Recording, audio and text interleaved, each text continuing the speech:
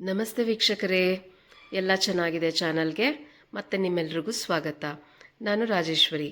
ಇವತ್ತು ನಾನು ತುಂಬಾ ಡಿಫ್ರೆಂಟಾಗಿ ಮಾಡ್ಕೊಳ್ಬೋದಾದಂಥ ತಾಳಿಪಟ್ಟು ಅಥವಾ ಪರಾಠ ಇನ್ನೂ ಬೇಕಾದರೂ ಹೇಳ್ಬೋದು. ಇದನ್ನು ಹೇಗೆ ಮಾಡೋದು ಅಂತ ತೋರಿಸ್ತಾ ಇದ್ದೀನಿ, ನೋಡ್ಕೊಂಡು ಬರೋಣ ಬನ್ನಿ. ಮೊದಲಿಗೆ ನಾನಿಲ್ಲಿ ಒಂದು ಸಣ್ಣ ಮಿಕ್ಸಿ ಜಾರ್ಗೆ ಒಂದು 3 ಹಸಿಮೆಣಸಿನ್ಕಾಯಿ, 1 ಇಂಚ್ ಆಗುವಷ್ಟು ಶುಂಠಿ, ಒಂದು 3-4 ಎಸಳು ಬೆಳ್ಳುಳ್ಳಿ, ಒಂದು 4-5 ಕಾಳುಮೆಣಸು ಹಾಗೂ ಒಂದು ಸಣ್ಣ ಚಮಚದಷ್ಟು ಜೀರಿಗೆನ ಹಾಕ್ಕೊಂಡು ತರಿಯಾಗಿ ಪುಡಿ ಮಾಡ್ಕೊತಾ ಇದ್ದೀನಿ.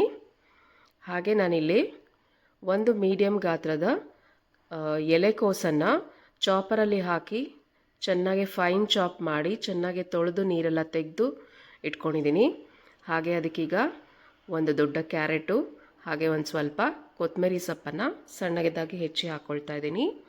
ಹಾಗೆ ಒಂದು ಸ್ವಲ್ಪ ತೆಂಗಿನಕಾಯಿ ತುರಿ, ನಾವು ರುಬ್ಬಿಟ್ಕೊಂಡಿರೋವಂಥ ಶುಂಠಿ ಬೆಳ್ಳುಳ್ಳಿ ಮತ್ತು ಹಸಿಮೆಣಸಿನ್ಕಾಯಿ ಪೇಸ್ಟನ್ನು ಸಹ ಹಾಕ್ಕೊಳ್ತಾ ಇದ್ದೀನಿ. ಇದನ್ನು ನೀವು ಎಲೆಕೋಸಿನ ತಾಳಿಪಟ್ಟು ಅಂತ ಬೇಕಿದ್ರೂ ಕರಿಬೋದು, ಇಲ್ಲ ಎಲೆಕೋಸು ಪರಾಟ ಅಂತ ಬೇಕಾದರೂ ಕರಿಬೋದು. ತುಂಬಾ ರುಚಿಯಾಗತ್ತೆ, ತುಂಬಾ ಆರೋಗ್ಯಕರವಾದ್ದು ಕೂಡ.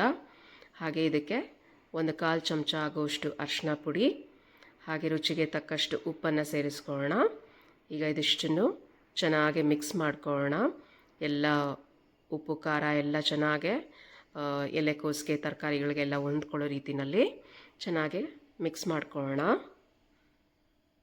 ನೋಡಿ ಎಷ್ಟು ತರಕಾರಿ ಇದೆ, ಇದನ್ನು ಉಪಯೋಗಿಸಿ ನಾವು ಮಾಡ್ತಾ ಇದ್ದೀವಿ. ಈಗ ಇದಕ್ಕೆ ಒಂದು 2 ಚಮಚ ಆಗುವಷ್ಟು ಕಡಲೆ ಹಿಟ್ಟನ್ನು ಹಾಕ್ಕೊಂಡಿದ್ದೀನಿ, ಒಂದು ಅರ್ಧ ಕಪ್ ಆಗುವಷ್ಟು ಗೋಧಿ ಹಿಟ್ಟನ್ನು ಹಾಕ್ಕೊಂಡಿದ್ದೀನಿ, 1 ಕಪ್ ಆಗುವಷ್ಟು ಜೋಳದ ಹಿಟ್ಟನ್ನು ಹಾಕ್ಕೊಂಡಿದ್ದೀನಿ, ಹಾಗೆ ಒಂದು ಅರ್ಧ ಕಪ್ ಆಗುವಷ್ಟು ಅಕ್ಕಿ ಹಿಟ್ಟನ್ನು ಸಹ ಹಾಕ್ಕೊಳ್ತಾ ಇದ್ದೀನಿ. ಈಗ ಇದಿಷ್ಟನ್ನು ಹಾಕ್ಕೊಂಡು ಚೆನ್ನಾಗಿ ಮಿಕ್ಸ್ ಮಾಡ್ಕೊಳ್ಳೋಣ. ನಮಗೆ ಬೈಂಡಿಂಗಿಗೆ ಎಷ್ಟು ಬೇಕೋ ಅಷ್ಟು ಮಾತ್ರ ಹಿಟ್ಟನ್ನು ಸೇರಿಸ್ಕೊಂಡ್ರೆ ಸಾಕಾಗುತ್ತೆ. ತುಂಬ ಏನು ಹಿಟ್ಟೆಲ್ಲ ಹಾಕುವಷ್ಟು ಅವಶ್ಯಕತೆ ಇಲ್ಲ. ನೋಡಿ, ಇದನ್ನು ಚೆನ್ನಾಗಿ ಹೊಂದಿಸ್ಕೊಳ್ಳೋಣ. ಮತ್ತೆ ಏನಾದರೂ ಹಿಟ್ಟು ಬೇಕು ಅನಿಸಿದ್ರೆ ಹಾಕ್ಕೊಳ್ಳೋಣ. ನಾನಿಲ್ಲಿ ಮತ್ತೆ ಇನ್ನೂ ಒಂದು 1/4 ಕಪ್ ಆಗುವಷ್ಟು ಅಕ್ಕಿ ಹಿಟ್ಟು, ಹಾಗೆ ಒಂದು ಅರ್ಧ ಕಪ್ ಆಗುವಷ್ಟು ಜೋಳದ ಹಿಟ್ಟನ್ನು ಹಾಕ್ಕೊಳ್ತಾ ಇದ್ದೀನಿ. ಜೋಳದ ಹಿಟ್ಟು, ಅಕ್ಕಿ ಹಿಟ್ಟು, ಕಡಲೆ ಹಿಟ್ಟು ಹಾಗೆ ಗೋಧಿ ಹಿಟ್ಟು, ಇಷ್ಟು ಹಿಟ್ಟುಗಳನ್ನು ಈ ತಾಳಿಪಟ್ಟು ಮಾಡೋದ್ರಲ್ಲಿ ಬಳಸ್ತಾ ಇದ್ದೀವಿ. ಹಾಗಾಗಿ ತುಂಬಾ ಆರೋಗ್ಯಕ್ಕೆ ಒಳ್ಳೆಯದು ಸಹ, ತುಂಬ ರುಚಿಯಾಗೂ ಸಹ ಆಗುತ್ತೆ. ಈಗ ಅದನ್ನು ಚೆನ್ನಾಗಿ ಮಿಕ್ಸ್ ಮಾಡ್ಕೊಂಡ ನಂತರ ಸ್ವಲ್ಪ ಬಿಸಿ ನೀರನ್ನು ಹಾಕ್ಕೊಂಡು ಚೆನ್ನಾಗಿ ಹೊಂದಿಸ್ಕೊಳ್ಳೋಣ. ನಮಗೆ ತಟ್ಟೋಕೆ ಬರೋ ರೀತಿಯಲ್ಲಿ ಕಲಿಸ್ಕೊಂಡ್ರೆ ಸಾಕಾಗುತ್ತೆ. ಇದನ್ನು ಲಟ್ಟಿಸ್ಕೊಳ್ಳೋದಕ್ಕೆ ಆಗಲ್ಲ, ಕಷ್ಟ ಆಗುತ್ತೆ, ಏಕೆಂದರೆ ತುಂಬಾ ಜಾಸ್ತಿ ಎಲೆಕೋಸೆಲ್ಲ ನಾವು ಹಾಕಿರೋದ್ರಿಂದ. ಹಾಗಾಗಿ ತಟ್ಟೋದಕ್ಕೆ ಹದವಾಗಿ ಬರೋ ರೀತಿಯಲ್ಲಿ ನೀರು ಹಾಕ್ಕೊಂಡು ಕಲಿಸ್ಕೊಳ್ಳೋಣ. ನೋಡಿ, ಈ ರೀತಿ ಹದಕ್ಕೆ ಬಂದರೆ ಸಾಕಾಗುತ್ತೆ. ಕೈಯಲ್ಲಿ ತಟ್ತಾ ಇದ್ದರೆ ಈಸಿಯಾಗಿ ಸ್ಪ್ರೆಡ್ ಆಗುತ್ತೆ. ನೋಡಿ ಎಷ್ಟು ಚೆನ್ನಾಗಿ ಹಿಟ್ಟೆಲ್ಲ ರೆಡಿ ಆಯಿತು. ಈಗ ಇದನ್ನು ತಟ್ಕೊಳ್ಳೋಣ. ನಾನಿಲ್ಲಿ ಒಂದು ಹೋಳಿಗೆ ಪೇಪರ್ನ ತೊಗೊಂಡಿದ್ದೀನಿ, ಅದಕ್ಕೆ ಚೆನ್ನಾಗಿ ಎಣ್ಣೆ ಎಲ್ಲ ಸವರ್ಕೊಳ್ತಾ ಇದ್ದೀನಿ. ಈಗ ಒಂದು ಮೀಡಿಯಮ್ ಗಾತ್ರದ ಉಂಡೆನ ಹಿಟ್ಟನ್ನು ತಗೊಂಡು ಇದ್ರ ಮೇಲೆ ತಟ್ಕೊಳ್ತಾ ಬರೋಣ. ನೀವು ಡೈರೆಕ್ಟಾಗಿ ಹಂಚ ಮೇಲೇ ತಟ್ಕೊಳ್ಳೋಕ್ಕೆ ಬರುತ್ತೆ ಅಂದರೆ ಹಾಗೂ ಸಹ ಮಾಡ್ಕೊಳ್ಬೋದು. ಆದರೆ ಆ ತಟ್ಟವಾಗ ಕೈ ಬಿಸಿ ಆಗುತ್ತೆ, ಸುಡುತ್ತೆ ಅಂತ ಭಯ ಇರುವವರು ಈ ರೀತಿ ಹೋಳಿಗೆ ಪೇಪರ್ ಮೇಲೆ ತಟ್ಕೊಂಡು ಆಮೇಲೆ ಇದನ್ನು ಹಂಚ ಮೇಲೆ ಹಾಕ್ಕೊಂಡು ಬೇಯಿಸ್ಕೋಬೋದು. ನೋಡಿ ಎಷ್ಟು ಚೆನ್ನಾಗಿ ತಟ್ಟೋದಕ್ಕೆ ಬರ್ತಾಯಿದೆ.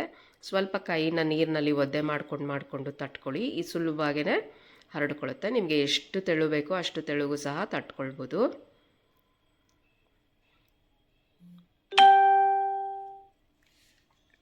ನೋಡಿ, ನಾನು ಈ ರೀತಿ ಇಷ್ಟು ಅಗಲಕ್ಕೆ ತಟ್ಕೊಂಡಿದ್ದೀನಿ. ತುಂಬ ಏನು ದಪ್ಪ ಮಾಡ್ಕೊಳ್ಳೋದು ಬೇಡ, ತೆಳುವಾಗೇ ತಟ್ಕೊಳ್ಳೋಣ. ಹದವಾಗಿ 2 ಬದಿ ಬೇಯಿಸ್ಕೊಂಡ್ರೆ ಆಗ ರುಚಿಯಾಗಿ ರೆಡಿ ಆಗುತ್ತೆ. ಈಗ ಇಷ್ಟು ತಟ್ಕೊಂಡು ರೆಡಿ ಮಾಡ್ಕೊಂಡಿದ್ದೀನಿ. ಈ ಕಡೆ ಒಂದು ಹಂಚನ್ನ ಬಿಸಿಗಿಟ್ಕೊಂಡು ಅದರ ಮೇಲೆ ನಾವೀಗ ಲಟ್ಸಿದಂಥ ತಾಳಿಪಟ್ಟನ್ನು ಹಾಕ್ಕೊಂಡು ನಿಧಾನಕ್ಕೆ ಈ ಹೋಳಿಗೆ ಪೇಪರ್ನ ಬಿಡಿಸ್ಕೊಳ್ತಾ ಬನ್ನಿ. ಸುಲಭವಾಗಿ ಬಿಟ್ಕೊಳ್ಳುತ್ತೆ. 1 ಸೆಕೆಂಡ್ ಹಂಚ ಮೇಲೇ ಇರಲಿ, ಆಮೇಲೆ ಬಿಡಿಸೋದಕ್ಕೆ ಸುಲಭವಾಗಿ ಬರುತ್ತೆ. ಈಗ ಇದಕ್ಕೆ ಸ್ವಲ್ಪ ಎಣ್ಣೆ ಅಥವಾ ತುಪ್ಪ ಯಾವುದು ಬೇಕೋ ನಿಮಗೆ ಅದನ್ನು ಹಾಕ್ಕೊಂಡು 2 ಬದಿ ಹೊಂಬಣ್ಣ ಬರೋ ರೀತಿಯಲ್ಲಿ ಬೇಯಿಸ್ಕೊಂಡ್ರೆ ನಿಮಗೆ ರುಚಿಯಾದ ಆರೋಗ್ಯಕರವಾದ ಎಲೆಕೋಸಿನ ತಾಳಿಪಟ್ಟು ಸಿದ್ಧ ಆಯಿತು. ನೋಡಿದ್ರಲ್ಲ, ಎಷ್ಟು ಸುಲಭವಾಗಿ ಮನೆಯಲ್ಲಿ ವಿಧ ವಿಧವಾಗಿ ನಾವು ಸಹ ಮಾಡ್ಕೊಳ್ಬೋದು. ಈ ವಿಡಿಯೋ ನಿಮಗೆ ಇಷ್ಟ ಆಗಿದ್ದಲ್ಲಿ ಒಂದು ಲೈಕ್ ಮಾಡಿ, ಹಾಗೆ ಚಾನಲ್ಗೆ ಸಬ್ಸ್ಕ್ರೈಬ್ ಮಾಡೋದನ್ನು ಮರಿಬೇಡಿ. ಇದೇ ರೀತಿ ಮತ್ತಷ್ಟು ಇಂಟ್ರೆಸ್ಟಿಂಗ್ ರೆಸಿಪೀಸ್ನ ನಾವು ನಮ್ಮ ಚಾನಲ್ನಲ್ಲಿ ಪೋಸ್ಟ್ ಮಾಡ್ತಾ ಇರ್ತೀವಿ. ಚಾನಲನ್ನು ಫಾಲೋ ಮಾಡಿ, ಲೈಕ್ ಮಾಡಿ, ಶೇರ್ ಮಾಡಿ. ನೀವು ಸಹ ಇದೇ ರೀತಿ ಎಲೆಕೋಸಿಂದ ಒಮ್ಮೆ ತಾಳಿಪಟ್ಟನ ಮಾಡ್ಕೊಳ್ಳಿ. ಹೇಗೆ ಬಂತು ಅಂತ ಕಮೆಂಟ್ ಸೆಕ್ಷನಲ್ಲಿ ತಿಳಿಸಿ. ಖುಷಿಯಾಗ್ತೀನಿ. ಖುಷಿಯಾಗಿರಿ. Thank you for watching. ಧನ್ಯವಾದಗಳು. ನೋಡಿ, ಎಷ್ಟು ತೆಳುವಾಗೆ ರೆಡಿಯಾಗಿದೆ.